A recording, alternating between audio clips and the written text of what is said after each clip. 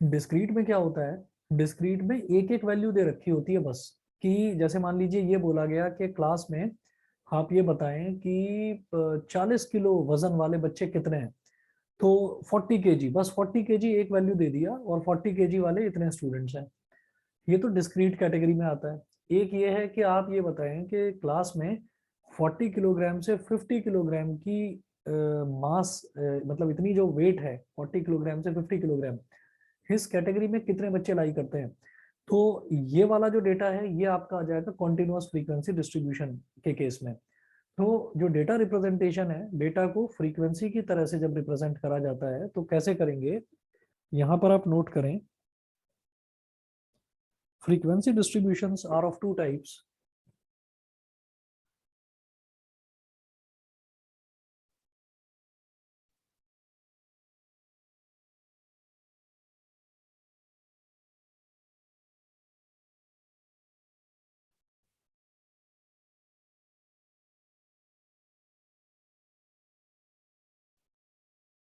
Frequency distributions are of two types. Frequency distributions are of two types. तो first type आप लिखेंगे discrete frequency distribution,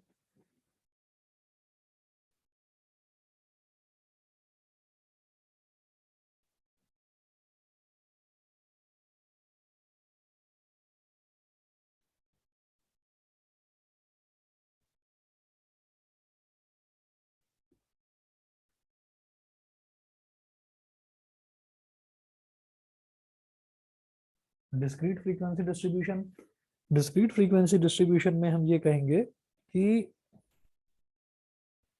इसमें एक example लेकर बताएंगे, this type of distribution will be clear, this type of distribution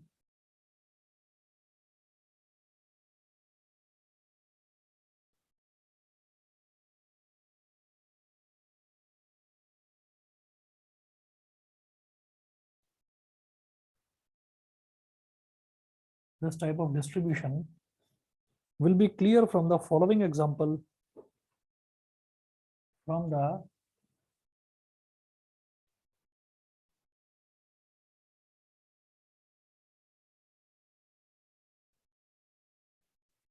will be clear from the following example.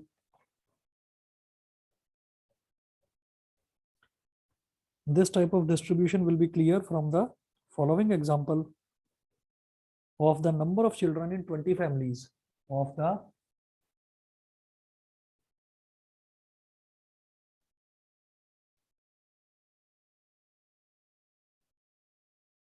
number of children in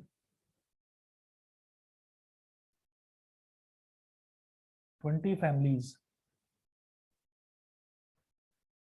यहाँ पर एक डेटा दे रखा है मेरे को 11234321, 11234321, 11234321, 14524221,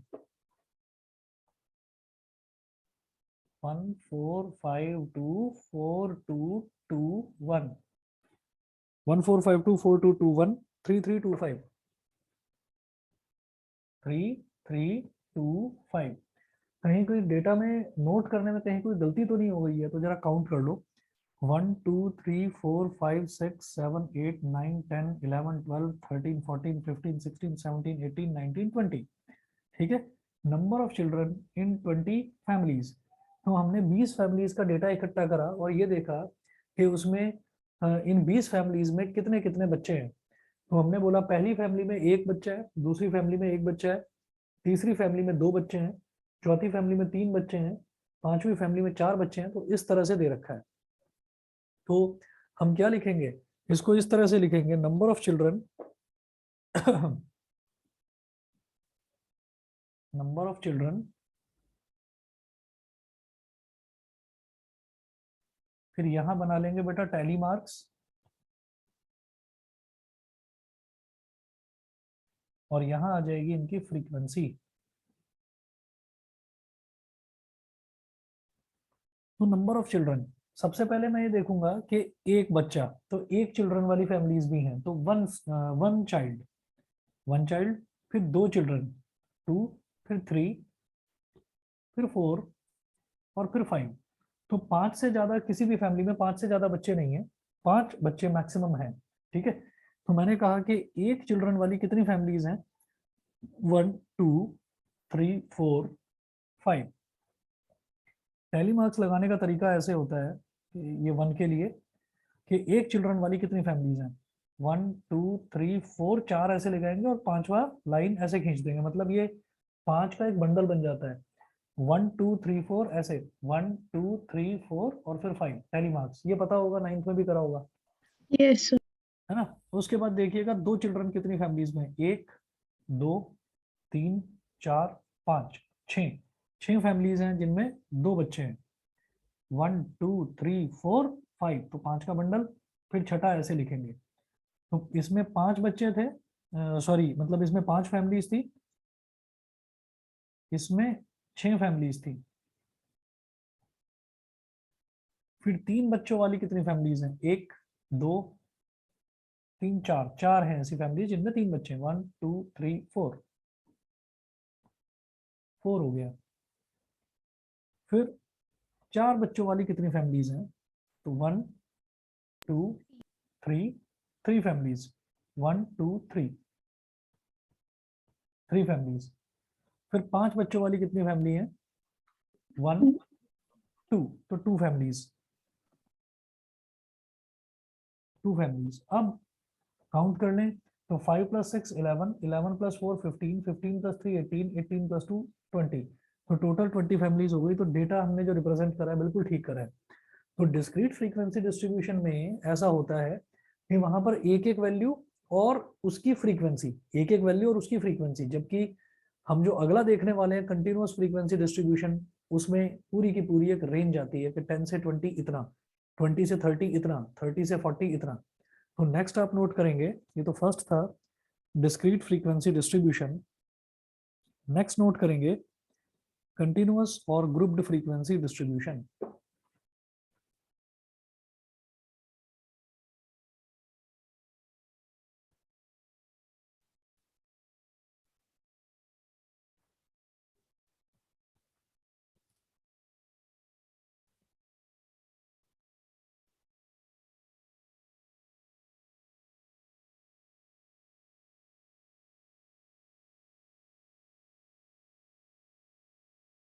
कॉन्टिन्यूअस और ग्रुप्ड फ्रीक्वेंसी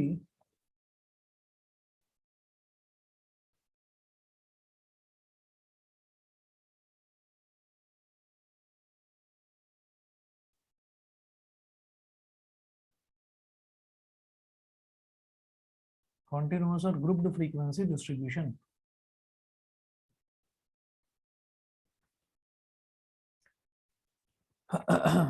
इसमें देखिएगा,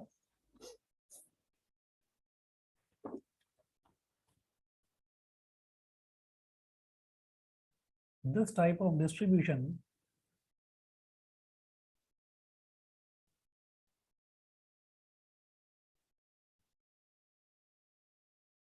will be, this type of distribution will be clear from the following example.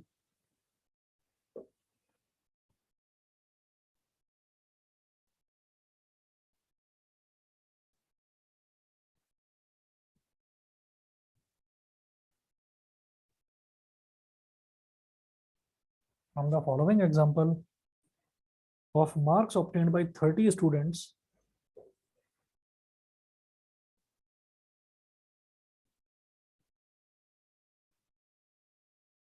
marks obtained by 30 students of a class in a test.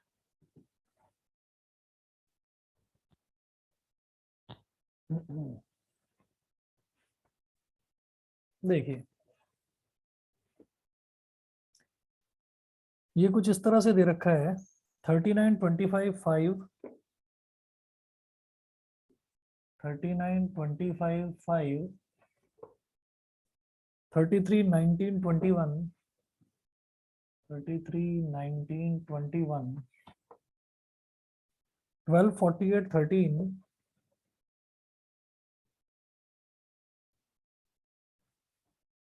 33, 19, 21, 12, 48, 13, 21, 9, 1, 21, 9, 1, 21, 9, 1, 10, 8, 12, 17, 10, 8, 12, 17, 19, 17, 41, 40, 19, 17, 41, 40, 12, 46, 37, 17,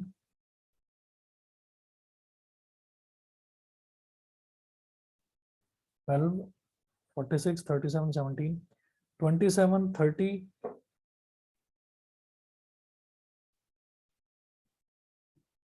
27, 36, 2, 23, 19,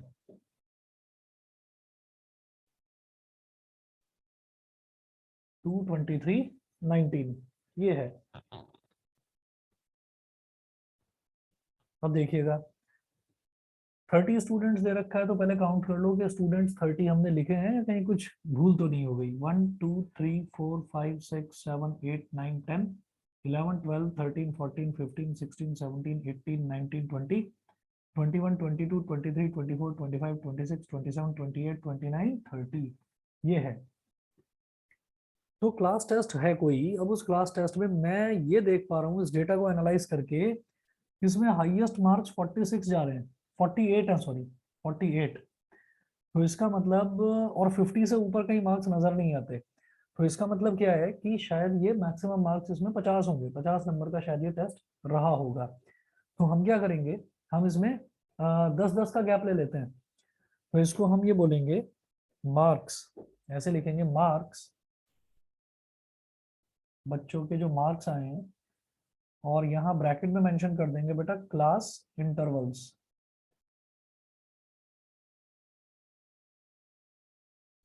class intervals.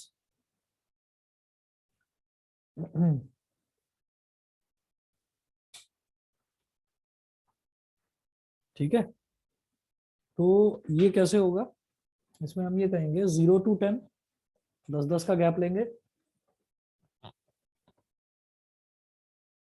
0 to 10, फिर 10 to 20, फिर 20 to 30, फिर 30 to 40, और 40 to 50, ये है। ठीक है, अब आपको क्या करना है, अब ना एक यहाँ पर जो सबसे बड़ी प्रॉब्लम आती है वो ये आती है कि इसमें 0 से 10 है और 10 से 20 है,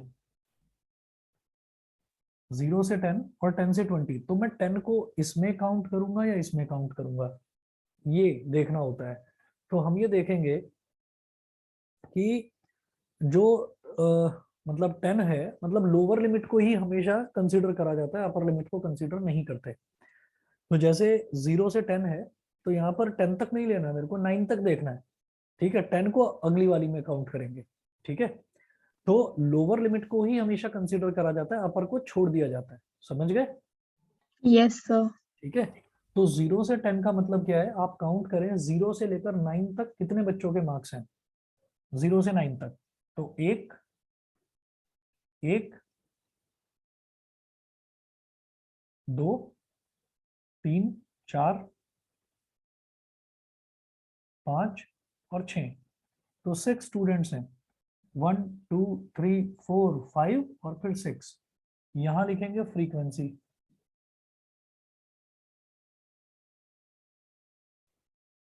फिर 10 से 20 तक कितनों के मार्क्स हैं, तो 20 यहां नहीं लेंगे, अपर को छोड़ देते हैं, यहाँ 19 तक लेंगे, 10 से 19 तक।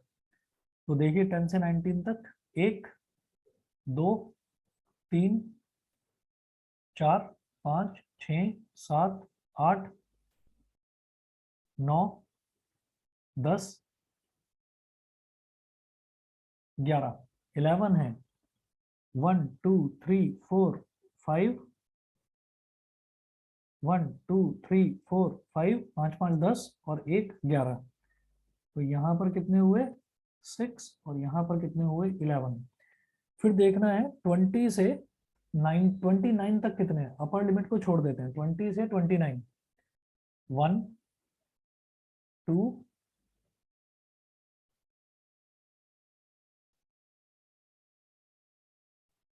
3 4, 4 हो गया, 1 2 3 4, तो 4 स्टूडेंट्स। फिर देखना है कि 30 से 40, तो 30 से 40 में 40 नहीं लेंगे, 30 से 39 देखेंगे। 1 2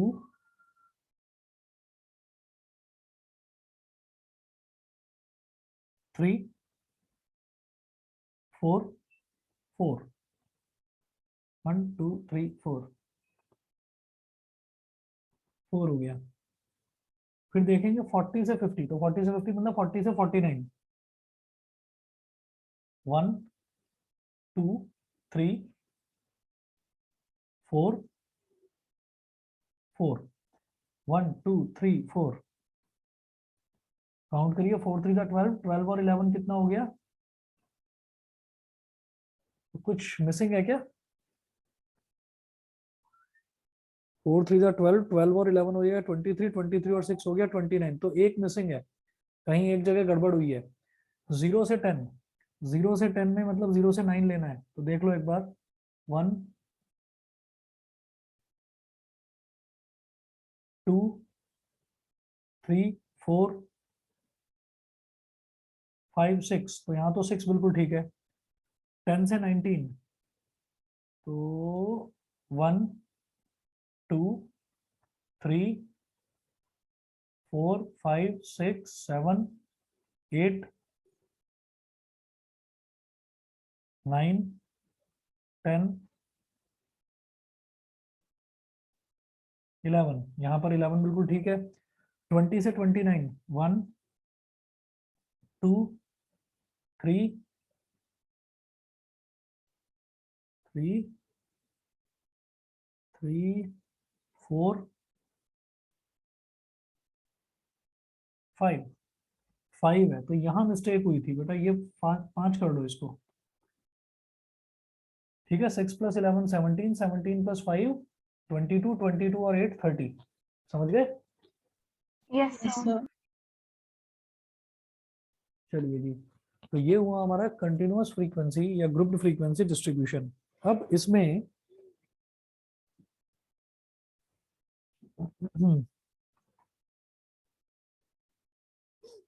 इसमें देखिएगा, दो मेथड होते हैं, एक होता है एक्सक्लूसिव मेथड और एक होता है इंक्लूसिव मेथड।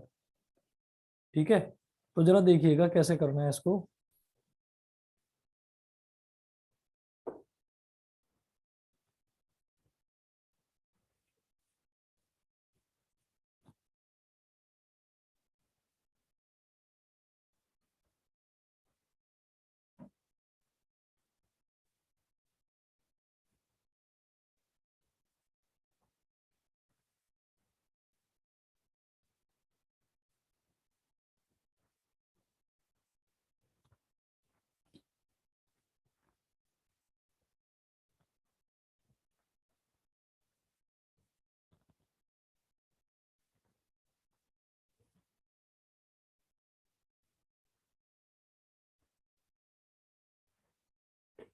हम नोट करेंगे exclusive method, exclusive method.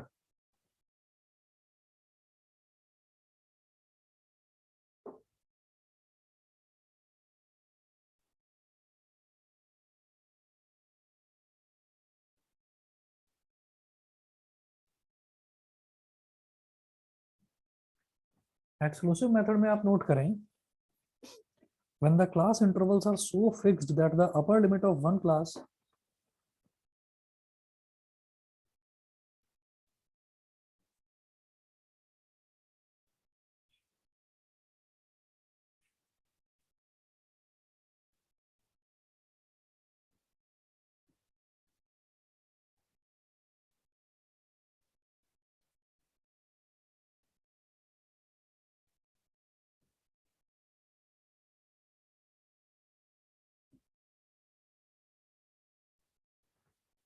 when the class intervals are so fixed that the upper limit of one class is the lower limit of the next class is the lower limit of the next class, lower limit of the next class, comma, it is known as the exclusive method of classification.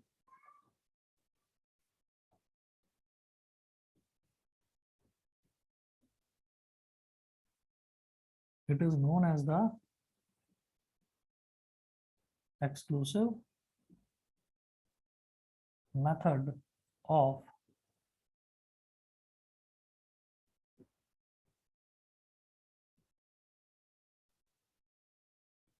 it is known as the exclusive method of classification.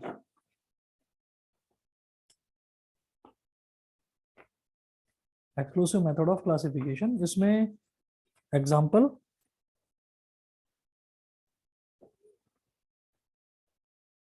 Example 0 से 10, 10 से 20, like this. Inclusive method, second लिखे inclusive method.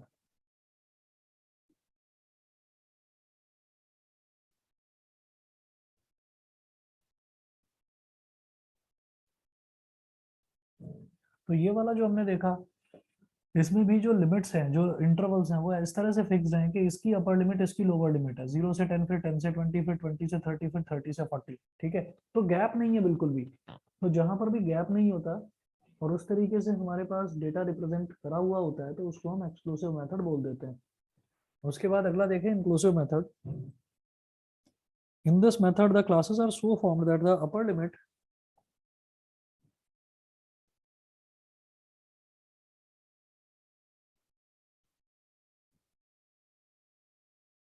in this method the classes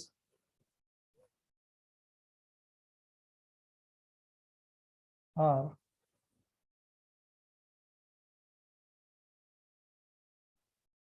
in this method the classes are so formed that the upper limit of a class is included in that class, that the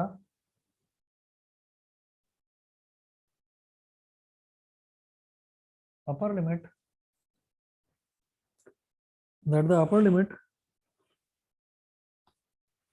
of a class is included in that class.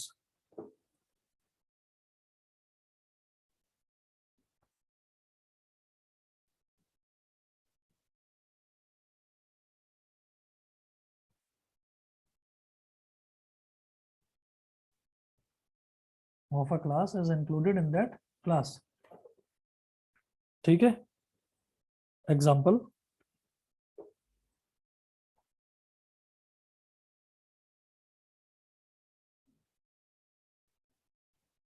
Example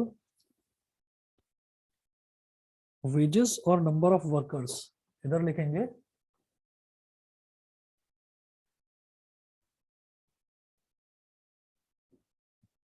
wages मतलब उनकी salary in rupees, और इधर लिखेंगे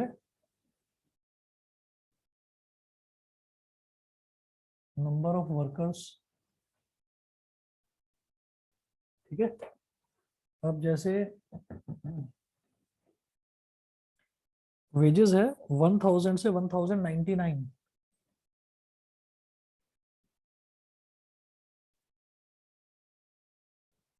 से 1099, तो इतनी wages, कितने workers हैं ऐसे जिनकी इतनी वेजेस हैं? 125 वर्कर्स. 125 वर्कर्स. उसके बाद 1100 से, मतलब 1100 से 1100 से 1199 तक, 1199 तक. ऐसे कितने वर्कर्स हैं? 150 वर्कर्स. फिर 1200 से 1299 तक ऐसे कितने वर्कर्स हैं? 200. फिर 1300 से 1399 तक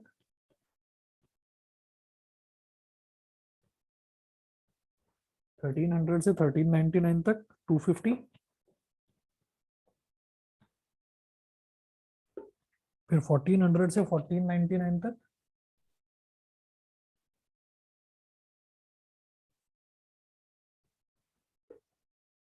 175, फिर 1500 से 1599 तक ऐसे कितने हैं वर्कर्स? 100 वर्कर्स। ठीक है, तो ऐसे डेटा को जिसमें जो अपर लिमिट है, देखिए 1000 से 1099 तक, फिर अगला जो वेजेस है वो 1100 है। तो यहाँ पर मुझे ये नहीं सोचना पड़ेगा कि मुझे 1099 को इधर लेना है या इधर लेना है। क्यों? क्योंकि दोनों बिल्कुल अलग अलग है। तो इसको क्या बोलते हैं? इसको बोल देते हैं इंक्लूसिव मेथड। अच्छा, सॉल्व करने का ज्यादा अच्छा तरीका जो है वो एक्सक्लूसिव मेथड में है। किसी भी तरीके का आपको चाहे आगे मीन मीडियन मोड निकालना हो, लेकिन मीन मीडियन मोड तो देखिए सिलेबस में से है नहीं, वो तो हटा दिया है। तो डिस्पर्शन हो गया और आपका कोरिलेशन हो गया, रिग्रेशन हो गया, वो चीजें हैं सिलेबस में जो आप लोगों के लिए बिल्कुल नहीं है। तो उसके लिए हमें ये जानना जरूरी है कि इसको इंक्लूसिव को एक्सक्लूसिव में कैसे करते हैं, ये आपको शायद पता भी होगा। देखो, इसके लिए Yes, क्या किया sir. जाता है? हाँ जी। इसके लिए क्या करा जाता है कि जो वैल्यूज हैं उनको इस तरह से चेंज करा जाता है, जैसे इन दोनों में गैप कितना है? 99 और 100 में कितना गैप है? 1 का गैप है। Yes. तो हम क्या करते हैं, लोअर लिमिट में से ये जो गैप है हमें ये करना होता है, ए अगर लोअर लिमिट है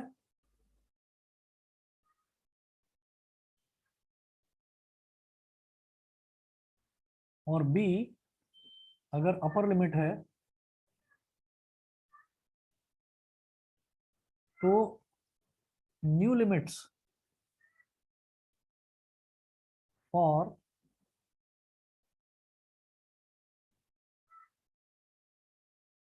एक्सक्लूसिव डेटा।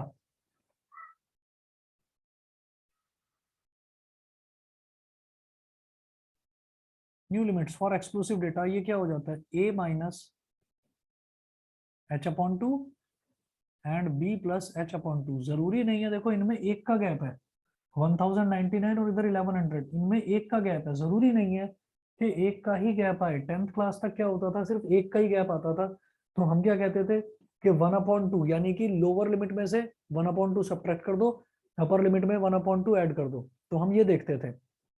लेकिन यहाँ पर क्या है, यहाँ पर गैप ज्यादा भी आ सकता है, हो सकता है 2-2 का गैप आए। ठीक है, तो अगर इस तरीके का आता है तो हमें ये ध्यान रखना है कि एक्चुअल में फॉर्मूला ये है। तो इसमें हम ये देखेंगे, इन दोनों में गैप है 1 का, तो आपको 1000 में से 1000 में से आपको क्या करना होगा, 0.5, 1000 माइनस 1/2 कितना हो जाएगा?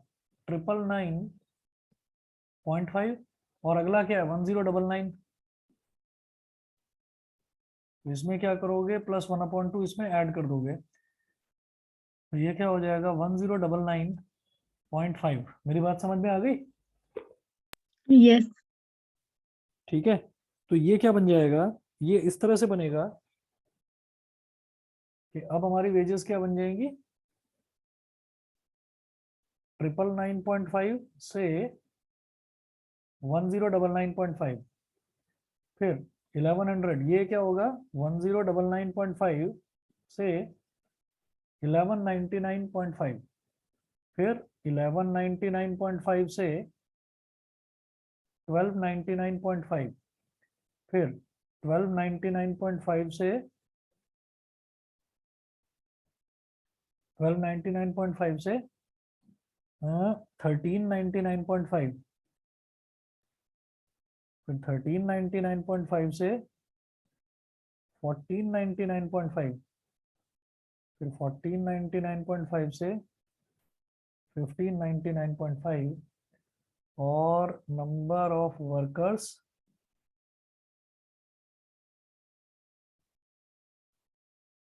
125, 150, 200, 250,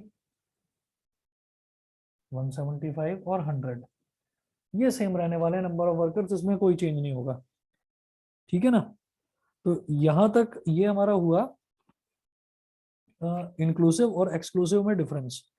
इसके बाद क्यूमुलेटिव फ्रीक्वेंसी डिस्ट्रीब्यूशन है और यही डेटा कन्वर्जन वाले ही क्वेश्चंस हैं।